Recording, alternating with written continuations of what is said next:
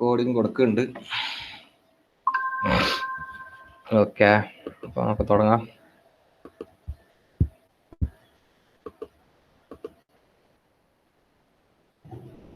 Present ചെയ്യുന്നുണ്ട്, കാണുന്നുണ്ടോന്ന് അറിയാം.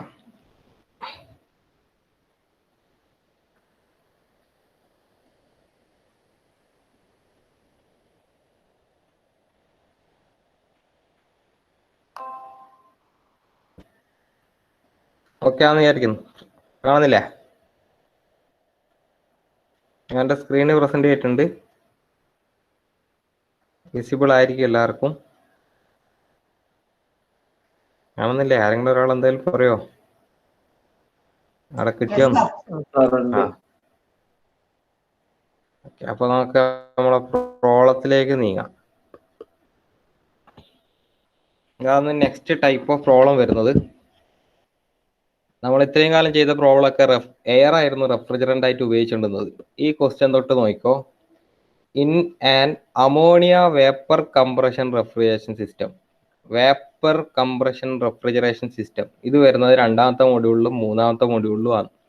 Vapour compression refrigeration system അല്ലെങ്കിൽ നമ്മൾ എയർ റെഫ്രിജറേഷൻ സിസ്റ്റം എന്നായിരുന്നു പഠിച്ചുകൊണ്ടിരുന്നത് ഒന്നാമത്തെ മൊഡ്യൂളിലൊക്കെ. രണ്ടാമത്തെ മൊഡ്യൂൾ തൊട്ട് പേര് മാറ്റുണ്ട്, വേപ്പർ കംപ്രഷൻ റെഫ്രിജറേഷൻ സിസ്റ്റം. അതായത് സാധാരണ നമ്മളെ വീട്ടിലൊക്കെ ഉപയോഗിക്കുന്ന റെഫ്രിജറേഷൻ സിസ്റ്റം, എയറോപ്ലെയിനിലല്ല വീട്ടിലൊക്കെ ഉപയോഗിക്കുന്നത്. അതിൻ്റെ അകത്ത് ഉപയോഗിച്ചിരിക്കുന്ന റെഫ്രിജറൻറ്റിൻ്റെ പേരാണെന്തത്? അമോണിയ എന്ന് പറഞ്ഞ റെഫ്രിജറൻറ്റ്. അപ്പോൾ അമോണിയൻ്റെ പ്രോപ്പർട്ടീസ് വെച്ചിട്ടായിരിക്കും നമ്മൾ ചെയ്യേണ്ടി വരിക. അപ്പോൾ അതാണ് ക്വസ്റ്റ്യൻ്റെ അകത്തുള്ള ഒന്നാമത്തെ ലൈന് തന്നെ കണ്ടു കഴിഞ്ഞാൽ മനസ്സിലായിക്കോളാം. രണ്ടാമത്തെയോ അല്ലെങ്കിൽ മൂന്നാമത്തെയോ മൊഡ്യൂളിലുള്ള ക്വസ്റ്റ്യൻ ആണ്.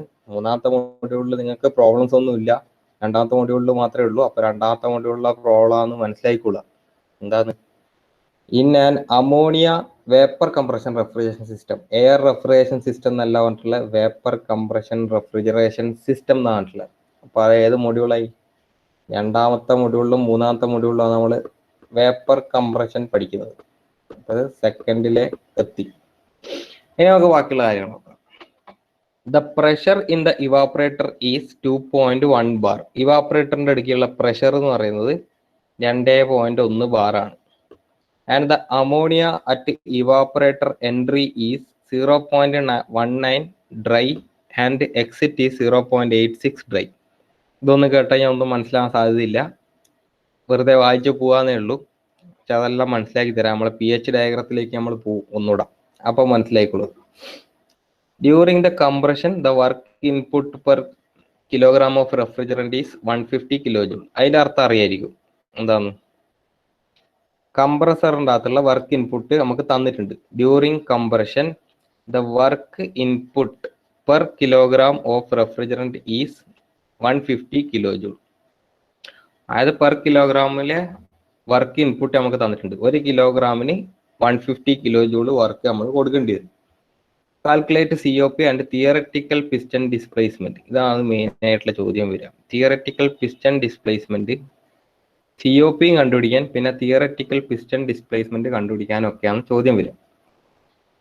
അപ്പം ഓക്കെ ആണെന്ന് വിചാരിക്കുന്നത്. ക്വസ്റ്റ്യൻ ഒന്നാമത് നമ്മൾ മനസ്സിലാക്കേണ്ടത് ഇത് സെക്കൻഡ് മോഡ്യൂളിലുള്ള ക്വസ്റ്റ്യൻ ആണ്, കാരണം vapour compression refrigeration system.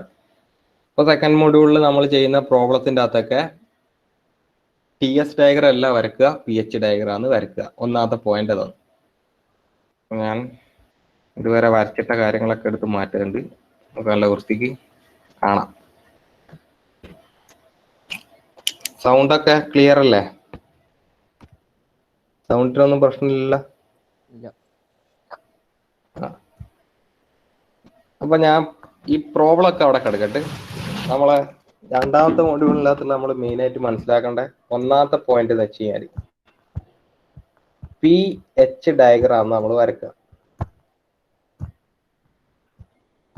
pH diagram വരക്കുക. രണ്ടാമത്തെ പോയിന്റ് പഠിക്കേണ്ടതെന്ന് വെച്ച് കഴിഞ്ഞാൽ Q കണ്ടുപിടിക്കാനുള്ള ഇക്വേഷൻ, Q അല്ലെങ്കിൽ വർക്ക്, ഇതൊക്കെ കണ്ടുപിടിക്കേണ്ട ഇക്വേഷൻ എന്ന് വെച്ച് കഴിഞ്ഞാൽ M H എന്തെങ്കിലും മൈനസ് H അടുത്ത സാധനം, അതായത് എന്താ പറയാ, ഡെൽറ്റ H കൊടുക്കുക. M × ഡെൽറ്റ H എന്ന് പറഞ്ഞ ഇക്വേഷൻ വെച്ചിട്ടായിരിക്കും നമ്മൾ ചെയ്യാം. ഈ രണ്ട് പോയിന്റ് ആണ് നമ്മൾ അറിഞ്ഞിരിക്കേണ്ടത്. pH ഡയഗ്രത്തിലായിരിക്കും ചെയ്യുക. പിന്നെ Q കണ്ടുപിടിക്കേണ്ട ഇക്വേഷൻ വെച്ചാൽ MCP ഡെൽറ്റ ടി അല്ല, M ഇൻറ്റു ഡെൽറ്റ എച്ച് എന്ന് പറഞ്ഞ ഇക്വേഷൻ വെച്ചിട്ടായിരിക്കും പ്രോബ്ലം ചെയ്യാം. അപ്പോൾ നമുക്കറിയണം pH ഡയഗ്രം എന്താണ്. pH ഡയഗ്രം വരക്കും. സാധാരണ ഒരു വേപ്പർ കംപ്രഷൻ റെഫ്രിജറേഷൻ സിസ്റ്റത്തിന്റെ pH ഡയഗ്രം എങ്ങനെയാണ് വരിക എന്ന് വെച്ച് കഴിഞ്ഞാൽ ഇടത്തോട്ട് വരക്കാം.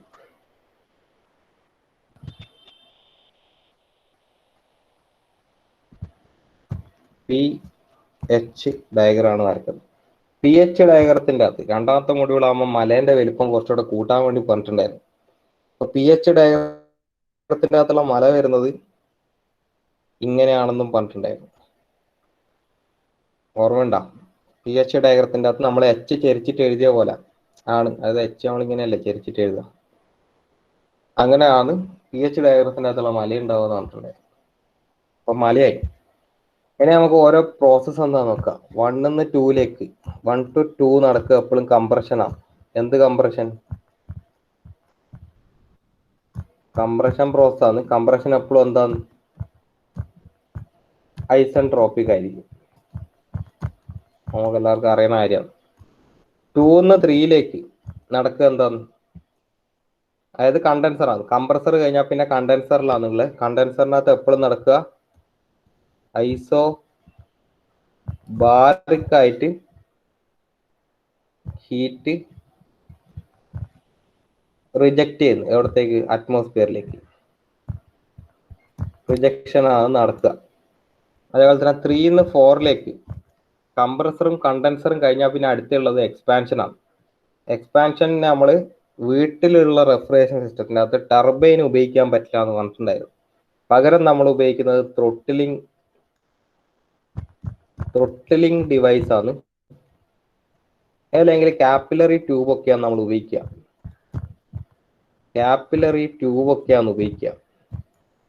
അതുകൊണ്ട് തന്നെ അവിടെ നടക്കുന്ന പ്രോസസ്സ് എന്താന്ന് വെച്ച് കഴിഞ്ഞാൽ അതാണ് ഏറ്റവും ഇമ്പോർട്ടന്റ്.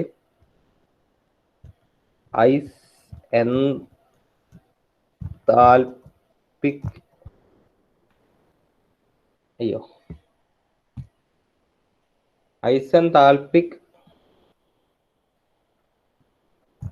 എക്സ്പാൻഷൻ ആണ് നടക്കുക. എന്താൽപി ആണ് കോൺസ്റ്റന്റ്. ഇവിടെ ഐസെൻട്രോപിക് ആയിരുന്ന കംപ്രഷൻ, പക്ഷേങ്കിൽ നമ്മളെ വീട്ടിലെ ഡൊമസ്റ്റിക് റെഫ്രിജറേഷൻ സിസ്റ്റത്തിന്റെ അകത്ത് ത്രോട്ട്ലിംഗ് വാൾവ്, ടർബൈന് പകരം നമ്മൾ ത്രോട്ട്ലിംഗ് വാൾവിലെ കാപ്പിലറി ട്യൂബ് ഉപയോഗിക്കുന്നുണ്ട്. ഐസെൻതാൽപിക് ആയിട്ടാണ് എക്സ്പാൻഷൻ നടക്കുക.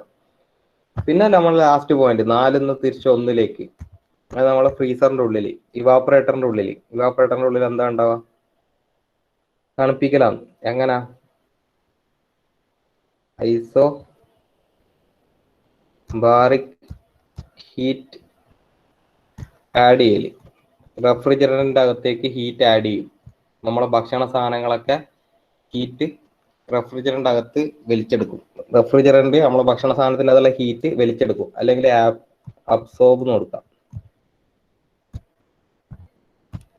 ഐസോബാറിക് ഹീറ്റ് അബ്സോർപ്ഷൻ ആണ് അവിടെ നടക്കുന്നത്. ഇത്രയായിരുന്നു പ്രോസസ്സ്. അത് നമുക്ക് pH ഡയഗ്രത്തിനകത്തൊന്ന് മാർക്ക് ചെയ്ത് കൊടുക്കാലോ. 1 എന്ന് പറഞ്ഞ പോയിന്റ് നിങ്ങൾക്ക് എവിടെ വേണമെങ്കിലും എടുക്കാം. ഞാനിപ്പോ ജനറൽ ആയിട്ടുള്ള ഒരു കേസ് എടുക്കുന്നതാണ്ട് ഞാൻ തൽക്കാലം എനിക്ക് ഇവിടെ എടുക്കാനാണ് സൗകര്യം എന്ന് വിചാരിച്ചു. മലേന്റെ പുറത്ത് ഞാൻ 1 എന്ന് പറഞ്ഞൊരു പോയിന്റ് എടുത്തു. 1 നിന്ന് 2ലേക്കുള്ള പ്രോസസ്സ്, ഒന്നാമത്തെ പ്രോസസ്സ് ഐസെൻട്രോപിക് ആണ്. പക്ഷെ നമുക്ക് എക്സ് ആക്സിസിൽ എന്താൽപിയാണ് ഉള്ളത്. അപ്പൊ ഐസെൻട്രോപിക് പ്രോസസ്സ് നമുക്ക് എങ്ങനെ മാർക്ക് ചെയ്യാം? കുത്തനെ മുകളിലോട്ടേക്ക് പോകാൻ പറ്റില്ല. ഇങ്ങനെ പോയി കഴിഞ്ഞാൽ അതിന്റെ അർത്ഥം ഐസെൻതാൽപിക് എന്നാണ് അല്ലെ? കാരണം എന്താ? എക്സ് ആക്സിസിന്റെ അകത്ത് എന്താൽപിയാണ്. ഇപ്പൊ എന്താൽപി മാറ്റം ഉണ്ടാവില്ല. 1 നിന്ന് 2ലേക്ക് പോയി കഴിഞ്ഞാൽ 1ലും 2ലും ഒരേ എന്താൽപിയാന്നുണ്ട് അർത്ഥം. പക്ഷെ നമുക്ക് വേണ്ടത് ഐസെൻട്രോപിക് ആയിട്ടുള്ള പ്രോസസ്സാണ്.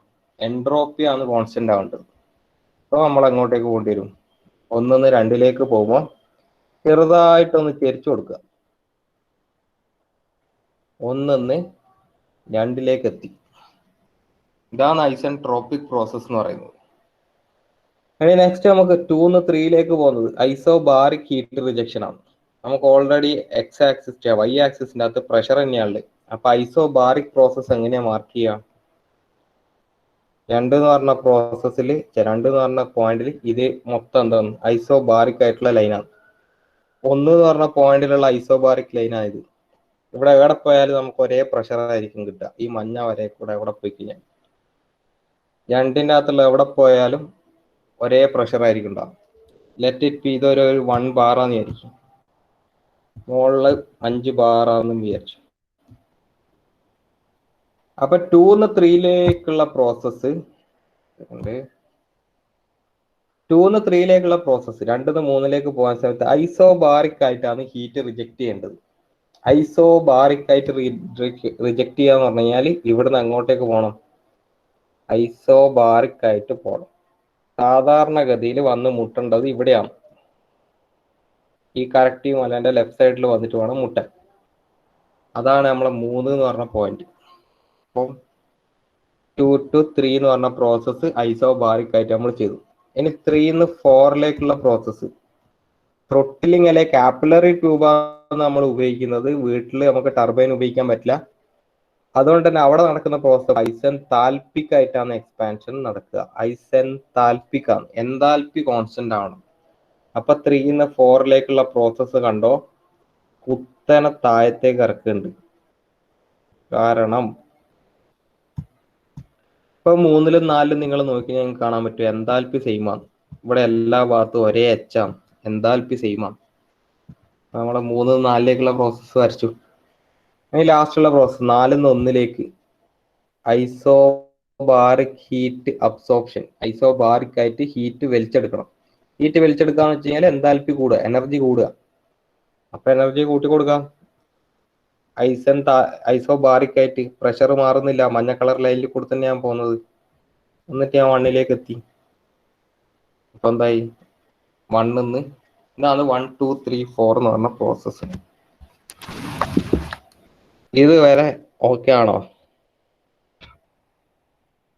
മക്കളെ? ഇത്രയും സമയം ഞാൻ പറഞ്ഞ കാര്യങ്ങൾ ഓക്കെ ആണോ? അങ്ങനെയാണെങ്കിൽ നമ്മൾ അടുത്തലേക്ക് പോയിട്ട് കാര്യമുള്ളൂ. പ്രോബ്ലം ഒക്കെ നമുക്ക് ചെയ്യാം. അതിന്റെ മുമ്പിട്ട് ഇത്രയും ഇതാണ് ബേസ് എന്ന് പറയുന്നത്. ഈ സാധനങ്ങൾ രണ്ടാമത്തെ പടികളുടെ ബേസ് ആണ് ഇപ്പൊ ഞാൻ പറഞ്ഞത്. ഇത്രയും കാര്യങ്ങൾ ഓക്കെ ആണോ? ഗ്രാഫ് വരക്കുന്നത് എന്താടാ ആരെയും അണക്കില്ലാത്ത?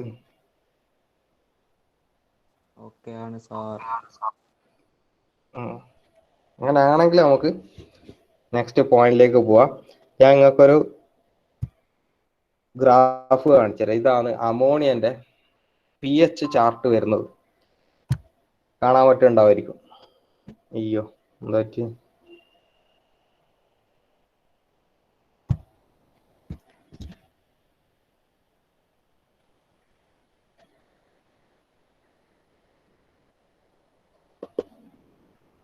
അവിടെ പോയി സെക്കൻഡാ.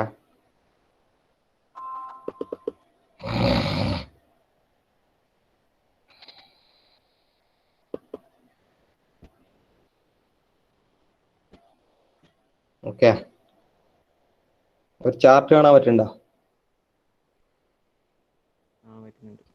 അങ്ങനെ ഞാൻ പറഞ്ഞ സാധനങ്ങളൊക്കെ ഇതിൻ്റെ അകത്ത് ഉണ്ട്, കണ്ടോ? ഞാൻ പറയുന്ന കാര്യങ്ങളൊക്കെ ഇതിൻ്റെ അകത്ത് ഉണ്ടാവും. വൈ ആക്സിസിൽ എന്താ ഉള്ളത്?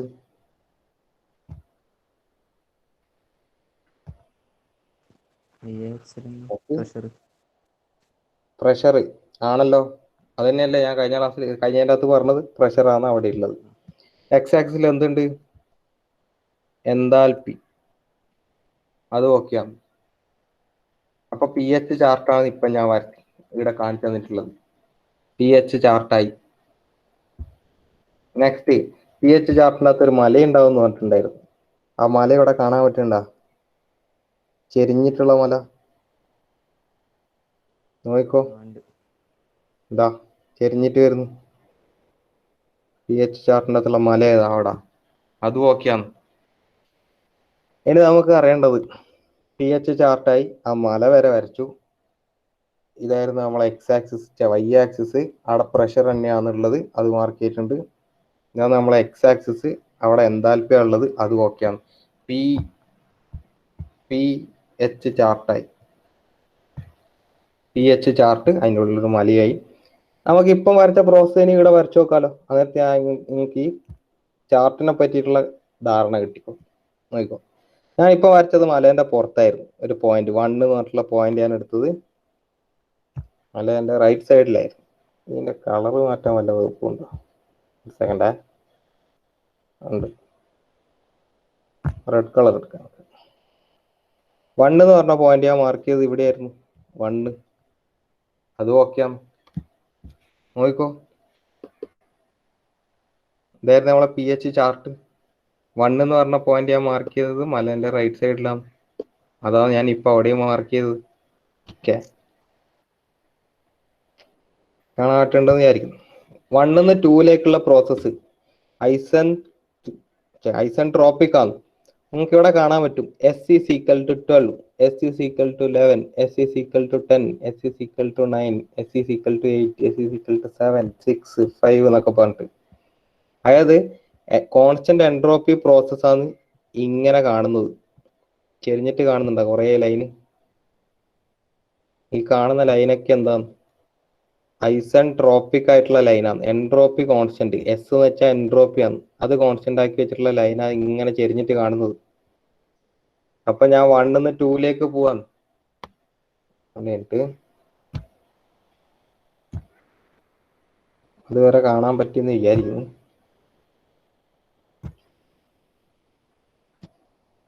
എന്ന് പറഞ്ഞ പോയിന്റ് ഞാൻ പുറത്താണ് എടുത്തത്. മലേന്റെ 1 എടുത്തു.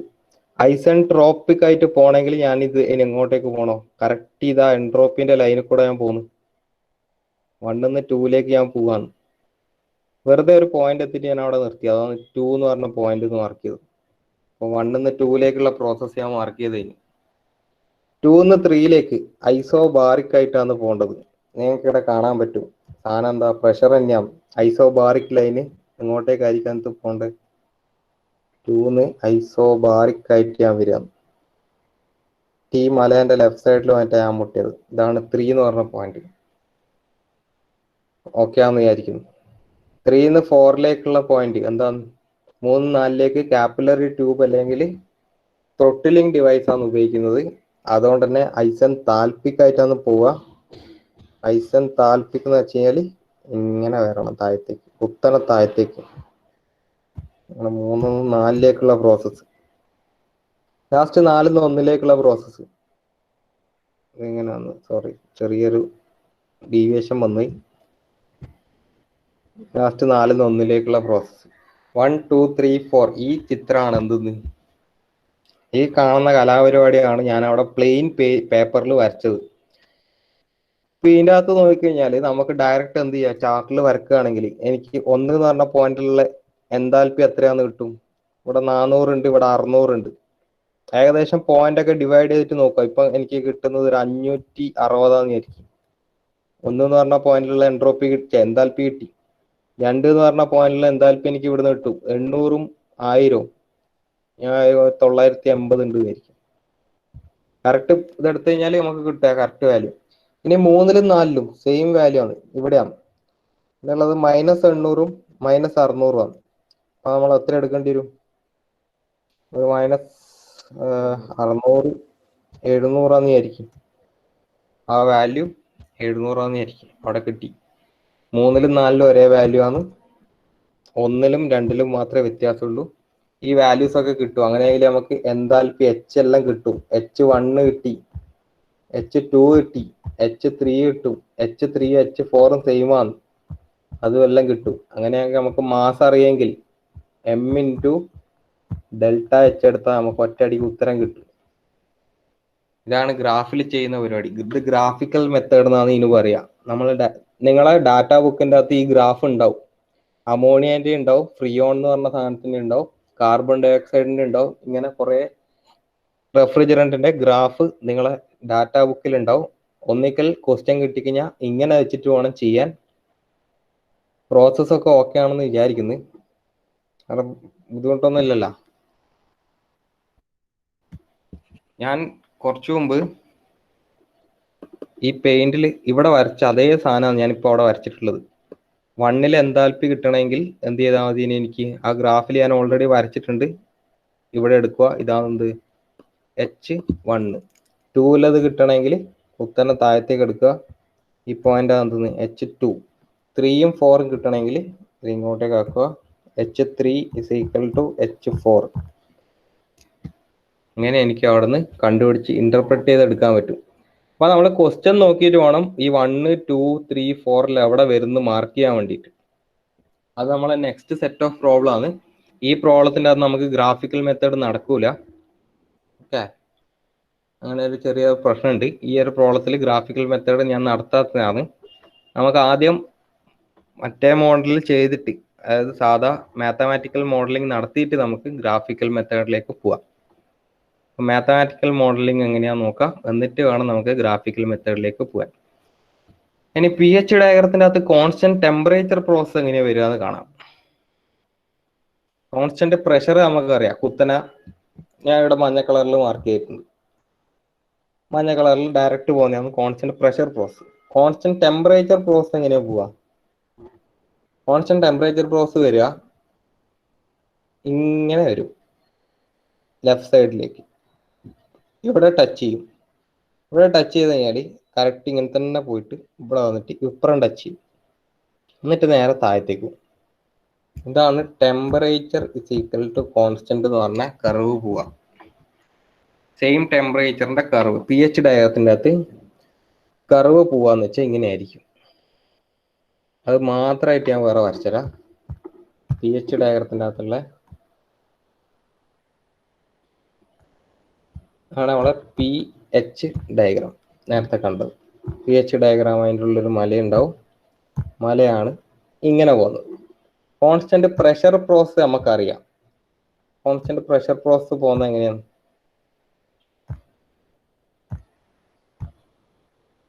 എന്ത് പറ്റി?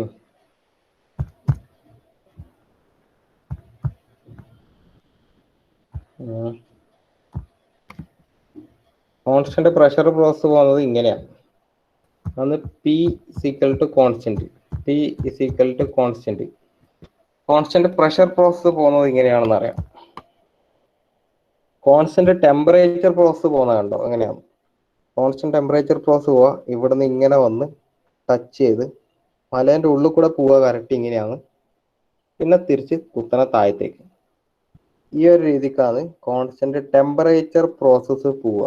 കോൺസ്റ്റന്റ് ടെമ്പറേച്ചർ പ്രോസസ്സ് നമുക്ക് ഇവിടെ പഠിക്കാനില്ലെങ്കിലും പ്രോബ്ലം ചെയ്യുമ്പോൾ ആവശ്യമുണ്ട്. ഇങ്ങനെയാണ് കോൺസ്റ്റന്റ് ടെമ്പറേച്ചർ പ്രോസസ്സ് പോവുക. T is equal to constant, T is equal to constant, constant. ഇനി നമ്മൾ ഇപ്പൊ കാണിച്ച ഫിഗറിൻ്റെ അകത്തേക്ക് ഒന്നുകൂടെ പോവാം, എന്നിട്ട് ഞാൻ കാണിച്ചാൽ കോൺസ്റ്റന്റ് ടെമ്പറേച്ചർ പ്രോസസ്സ്. ബാക്കിയൊക്കെ ഞാൻ റിമൂവ് ചെയ്യുന്നു. ഐസെൻട്രോപിക് പ്രോസസ് ഒക്കെ നമ്മൾ കണ്ട്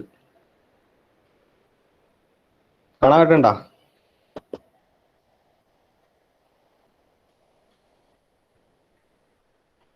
എല്ലാവരും ആക്റ്റീവ് അല്ലേ?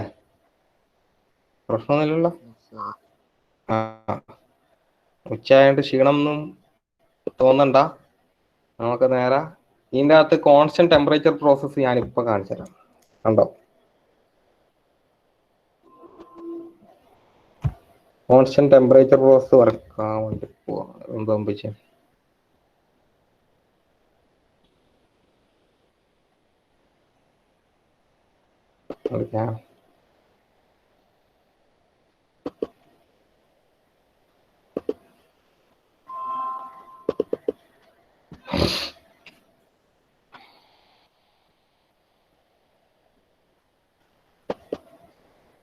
കോൺസ്റ്റന്റ് ടെമ്പറേച്ചർ പ്രോസസ് ഉണ്ടോ?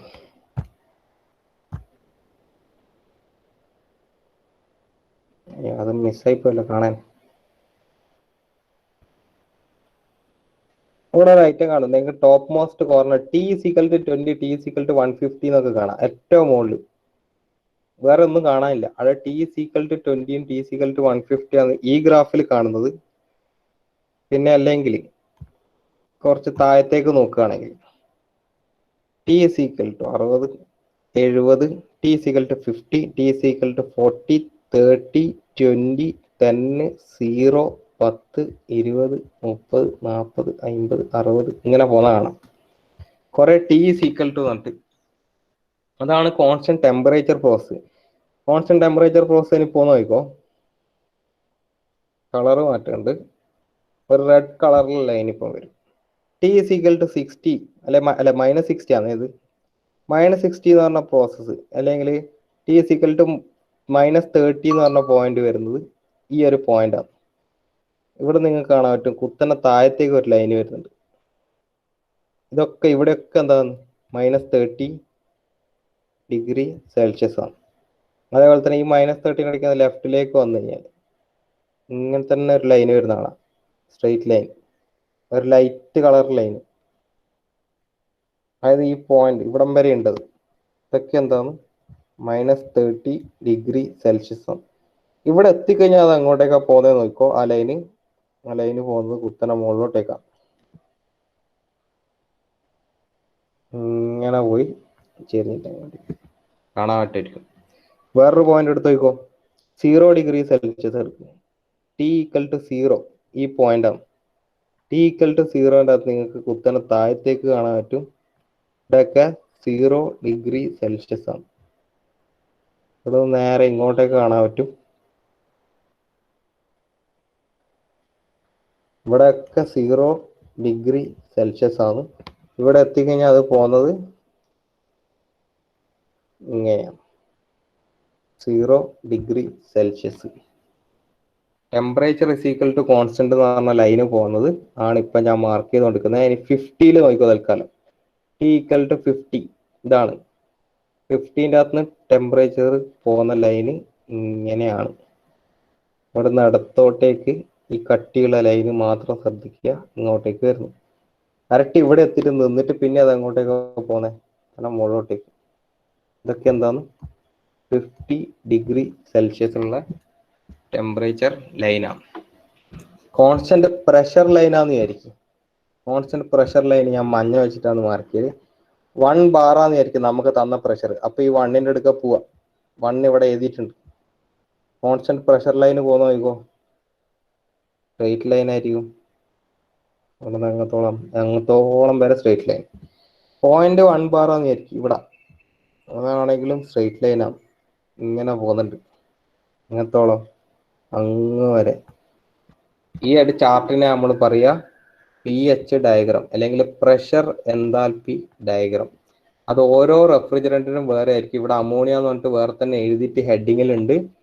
അതേപോലെ ഓരോ റെഫ്രിജറന്റ് വരുമ്പോൾ ഈ pH ഡയഗ്രത്തിന്റെ പേര് മാറിക്കൊണ്ടിരിക്കും. അമോണിയ, ക്ലോറിൻ, ഇങ്ങനെയൊക്കെ പറഞ്ഞിട്ട്. ഇത്രയും പോയിന്റാണ് നമുക്കിപ്പം പ്രോബ്ലം ചെയ്യേണ്ട സെൻസിലേക്ക് ആവശ്യമുള്ളത്. മെയിനായിട്ട് ടെമ്പറേച്ചർ അറിഞ്ഞ് കോൺസ്റ്റന്റ് ടെമ്പറേച്ചർ ലൈനും അറിയണം, കോൺസ്റ്റന്റ് പ്രഷർ ലൈൻ അറിയണം, കോൺസ്റ്റന്റ് എൻതാൽപ്പി ലൈൻ അതെങ്ങനെയാ പോകുന്നത്, ഐസെൻതാൽപിക് ലൈനൊക്കെ പോകുന്നത് കാണാൻ പറ്റും. ഈ കാണുന്നത് ഐസെൻതാൽപിക് ലൈനാണ്, ഇത് ഐസെൻതാൽപിക് ആണ്. ഇതൊക്കെ ഇങ്ങനെയൊക്കെ ചെരിഞ്ഞിട്ട് പോകുന്നതൊക്കെ ഐസെൻതാൽപിക് ലൈനുകളാണ്. ഇവിടെ നിന്നൊക്കെ കാണാം ഇതൊക്കെ ഐസെൻതാൽപ്പിയാണ്, എൻതാൽപ്പി കോൺസ്റ്റന്റ് ആയിട്ടുള്ള ലൈൻ. ഓക്കെ, ഐസെൻതാൽപിക് വേണം, ഐസോബാറിക് വേണം. ഈ ലൈനൊക്കെ എവിടെയാ എന്താന്നൊക്കെ ഉള്ളത് നമ്മൾ അറിഞ്ഞിരിക്കണം. എന്നാലേ നമുക്ക് ഗ്രാഫിക്കൽ മെത്തേഡിനകത്ത് പ്രോബ്ലം ചെയ്ത് തീർക്കാൻ പറ്റുള്ളൂ. അങ്ങനെ നമ്മളൊക്കെ പറഞ്ഞിട്ടുള്ള വേറൊരു കാര്യം, ഇത്തരം കാര്യങ്ങൾ ഓക്കെ ആണെന്ന് വിചാരിക്കും. ക്വസ്റ്റ്യനിലേക്ക് പോവാം. ക്വസ്റ്റ്യനിൽ പോയിട്ട് നമുക്ക് ഇനി ബാക്കി കാര്യങ്ങൾ നോക്കാം. ഇനി പ്രോബ്ലം പോയിന്റ് ഓഫ് വ്യൂവിൽ നമുക്ക് നോക്കാം. ഇനി ammonia vapour compression refrigeration system. അപ്പൊ നമുക്ക് മൈൻഡിലേക്ക് ഓടി വന്ന സെക്കൻഡ് മോഡ്യൂൾ ആണ്. pH ഡയഗ്രാം നോക്കേണ്ടത്, മറ്റുള്ള കാര്യങ്ങളൊക്കെ മനസ്സിലായി. The pressure in the evaporator is 2.1 bar. ഇവാപ്പറേറ്ററിലുള്ള പ്രഷർ 2.1 ബാർ ആണ്. അതായത് ഇവാപ്പറേറ്റർ എവിടെയാണുള്ളത്, 4ന്ന് 1ലേക്കുള്ള ഈ ഇത്രയും ഭാഗത്താണ് ഇവാപ്പറേറ്റർ ഉള്ളത്. അതായത് നമ്മളെ ഫ്രീസർ കമ്പാർട്ട്മെന്റ്. ഇവിടെയുള്ള പ്രഷർ എന്ന് വെച്ച് കഴിഞ്ഞാൽ 2.1 ബാർ ആണ്. അതായത് ഈ ഒരു പോയിന്റിലുള്ള പ്രഷർ എന്ന് വെച്ചാൽ എത്രയാണ്, 2.1 ബാർ. ഇവിടെയുള്ള പ്രഷർ 2.1 ബാർ. അതായത് 4ലായാലും 1ലായാലും പ്രഷർ എത്രയാണ്, 2.1 ബാർ ആണ്. And the ammonia at evaporator entry is 0.19. Evaporator entry is 0.19 dry. Ammonia at evaporator entry, അതായത് 4 എന്ന് പറഞ്ഞ പോയിന്റിൽ ഇവാപ്പറേറ്ററിലേക്ക് കയറുന്ന ഭാഗത്ത് അമോണിയ എന്താണ് 0.19 ഡ്രൈ ആണ്. അത് കറക്റ്റ് ഡ്രൈ ആയിട്ടില്ല, എന്നുവെച്ചാൽ ഒരു മിക്സ്ചറാണ്. 0.19 പോർഷൻ മാത്രമേ അതിൻ്റെ അകത്ത് ഡ്രൈ ഉള്ളൂ. ഈ ഡ്രൈനസ് ഫാക്ടറിനെ നമ്മൾ എപ്പോഴും എക്സ് എന്ന് പറഞ്ഞിട്ട് മാർക്ക് ചെയ്ത് അറിയായിരിക്കും. എക്സ് എന്ന് പറഞ്ഞിട്ടാണ് മാർക്ക് ചെയ്യുക. 0.19, എക്സ് ഈസ് ഈക്വൽ ടു 0.19, അല്ലെങ്കിൽ X is equal to 0.8, X is equal to 1, ഇങ്ങനെയൊക്കെ കുറെ വാല്യൂസ് ഉണ്ടാവും. എക്സ് ഈസ് ഈക്വൽ ടു 1 എന്ന് വെച്ച് കഴിഞ്ഞാൽ പി എച്ച് ഈ പോയിന്റ്, അതായത് ഒരു മിനിറ്റ്, ആ 3 പോയിന്റ് ഞാൻ ഇവിടെ മാർക്ക് ചെയ്തരാം. ഞാൻ 3 കാര്യങ്ങളാണ് പറഞ്ഞത്. എക്സ് ഈസ് ഈക്വൽ ടു 0.19 ആണെന്ന് വിചാരിക്കും, അല്ലെങ്കിൽ എക്സ് ഈസ് ഈക്വൽ ടു 0.8 ആണെന്ന് വിചാരിക്കും, അതും അല്ലെങ്കിൽ എക്സ് ഈസ് ഈക്വൽ ടു 1. 3 സ്ഥലങ്ങൾ ഈ 3 പോയിന്റ് എനിക്കിവിടെ മാർക്കണം. x1, x2, x3 ആണെന്നിരിക്കും. എക്സ് ഈസ് ഈക്വൽ ടു 0.19 എന്ന് വെച്ച് കഴിഞ്ഞാൽ ചെറിയൊരു പോർഷൻ മാത്രമേ അത് ഡ്രൈ ആയിട്ടുള്ളൂ. നമ്മൾ ഡ്രൈ എന്ന് പറയുന്നത് ഏത് ഭാഗത്തിനെയാണ്? ഇതിന്റെ മലേന്റെ ഈ റൈറ്റ് സൈഡിനെയാണ് നമ്മൾ ഡ്രൈ എന്ന് പറയാം. ഓർമ്മയുണ്ടോ? ഈ നടുഭാഗത്തിന് നമ്മൾ പറയുന്നത് വെറ്റ്, ഇത് ഡ്രൈ. അതേപോലെ തന്നെ റൈറ്റ് സൈഡിൽ സൂപ്പർ ഹീറ്റഡ്. ഇങ്ങനെയായിരുന്നു നമ്മൾ സെക്ഷൻ തരംതിരിച്ച് വെച്ചിട്ടുണ്ടായത്. അപ്പൊ നമ്മൾക്ക് ഇപ്പൊ ചോദിച്ചിട്ടുള്ളത് വെറ്റ് എന്ന് പറയാൻ സാധ്യത കുറവാണ്. വെറ്റ് എന്ന് പറയുന്നതിന് പകരം നിങ്ങൾക്ക് പറയാ 0.19 ഡ്രൈ എന്ന് പറഞ്ഞാൽ അതിന്റെ അർത്ഥം വെറ്റ് തന്നെയാണ്. 4 എന്ന് പറഞ്ഞ പോയിന്റ് വെറ്റ് സ്റ്റേജിൽ തന്നെയാണ്. അതാണ് x is equal to 0.19. X is equal to 3 അഥവാ 1, എക്സ് ഈസ് ഈക്വൽ ടു 1, അത് ഈ പോയിന്റ്, ഇതിനെയാണ് നമ്മൾ കറക്റ്റ് ഡ്രൈ എന്ന് പറയാം. 1 ആണ് അതിന്റെ വാല്യൂ എങ്കിൽ അതിന്റെ അർത്ഥം ഈ പോയിന്റിൽ എവിടെയോ ഉള്ളത്, ഈ ഭാഗത്ത്, ഈ മലേന്റെ റൈറ്റ് സൈഡിലാണ് എക്സ് ഈസ് ഈക്വൽ ടു 1 വരിക. X is equal two point something ആണെന്ന് വിചാരിക്കും.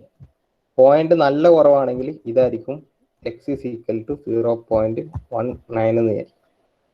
എക്സ് ഈസ് ഈക്വൽ ടു 0.8 എന്ന് വെച്ചാൽ 1നോട് അടുക്കാനായി, അത് റൈറ്റ് സൈഡിലേക്ക് പോയിക്കൊണ്ടിരിക്കുക. ഇതാണ് x is equal to 0.8. Clear ആണോ? ഡ്രൈനസ് ഫ്രാക്ഷൻ എന്ന് പറഞ്ഞ സാധനം ഇതാണ്. എക്സ് ഈസ് ഈക്വൽ ടു 1 എന്ന് പറഞ്ഞാൽ കറക്റ്റ് ഡ്രൈ, പക്ക ഡ്രൈ ആയിട്ടുള്ള സാധനം, അതായത് റൈറ്റ് സൈഡിൽ വരും. 1നേക്കാട്ടിയും കുറവുള്ള വാല്യൂസ് ആണെങ്കിൽ ഈ മലേന്റെ ഉള്ളിലേക്ക് പോയിക്കൊണ്ടേയിരിക്കും. അതേപോലെ തന്നെ ഇപ്പർ സൈഡ് എത്തിക്കഴിഞ്ഞാൽ ഈ ഒരു പോയിന്റിനെ നമ്മൾ പറയാ എക്സ് ഈസ് ഈക്വൽ ടു 0. മലേന്റെ ലെഫ്റ്റ് സൈഡിലെ പോയിന്റ്, ഇതിനെയാണ് എക്സ് ഈസ് ഈക്വൽ ടു 0 എന്ന് പറയുക. X is equal to 0, X is equal to 0.19 എത്തി, 0.8 എത്തി, അങ്ങനെ എക്സ് ഈസ് ഈക്വൽ ടു 1 എത്തും അവിടെ മലേന്റെ റൈറ്റ് സൈഡിലേക്ക് എത്തുമ്പോൾ. ഓക്കെ അല്ലേ?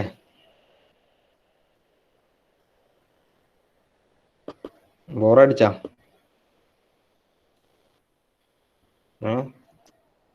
ഡ്രൈനസ് ഫ്രാക്ഷൻ എന്നാ പറയാ അതിനാ, എക്സ്. ഈ എത്രത്തോളം ഡ്രൈ ആണെന്നുള്ള അതിന്റെ ഫ്രാക്ഷൻ, അതിനെയാണ് ഡ്രൈനസ് ഫ്രാക്ഷൻ എന്ന് പറയാം. അതാണ് ഞാൻ ഇപ്പൊ ഈ ഗ്രാഫിൽ വരച്ചത്. സൗണ്ട് ഒക്കെ ക്ലിയർ തന്നെയല്ലേ? ഇത്രയും സമയം പറഞ്ഞതൊക്കെ കേട്ടിട്ടുണ്ടാവില്ലേ? ഓക്കെ. ഇതാ, ഇങ്ങനെയാണ് നമ്മൾ ഈ മലേനെ നമ്മൾ ഇന്റർപ്രറ്റ് ചെയ്യേണ്ടത്. ഇതൊക്കെ അറിയാമെങ്കിൽ നമുക്ക് ഈ ബിടെക് എന്ന് പറഞ്ഞ സാധനം ശരിക്കും നമ്മൾ പഠിച്ച ഇതൊക്കെയായിരുന്നു. ഈ ഡ്രൈനസ് ഫ്രാക്ഷൻ എന്നൊക്കെ പറഞ്ഞിട്ടുള്ള സാധനം നിങ്ങൾ ഇതുവരെ കേട്ടിട്ടുണ്ടാവും. ഇതാണ് ശരിക്കും ഡ്രൈനസ് ഫ്രാക്ഷൻ എന്ന് പറയുന്നത്. ആ ഗ്രാഫിൻ്റെ അകത്ത് ഞാനിപ്പം കാണിച്ചു തന്ന കുറേ പരിപാടികളൊക്കെ, ഇതൊക്കെ അറിയാമെങ്കിൽ നമുക്ക് സുഖമായിട്ട് പ്രോബ്ലത്തിലേക്കൊക്കെ ചെയ്തിട്ട് മുമ്പോട്ടേക്ക് പോവാം. തൽക്കാലം ഇന്ന് ഇത്ര വരെ മടിച്ചാൽ മതി. പി എച്ച് ചാർട്ടൊക്കെ ഞാൻ ഒറിജിനൽ പി എച്ച് ചാർട്ട് നിങ്ങൾക്ക് കാണിച്ചു തന്നിട്ടുണ്ട്. അതിൻ്റെ ഉള്ളിൽ തന്നെ വരുന്ന എല്ലാ പോയിന്റ്സും മാർക്ക് ചെയ്ത് തന്നിട്ടുണ്ട്. കണ്ടിന്യൂ ചെയ്യാം. നമുക്ക് നെക്സ്റ്റ് ക്ലാസ്സിൽ നമുക്ക് എടുക്കാം. നാളത്തെ 2ാമത്തെ അവർ ഉണ്ടല്ലോ, അവിടെ നമുക്ക് ഇതിൻ്റെ കംപ്ലീഷൻ നടത്താം.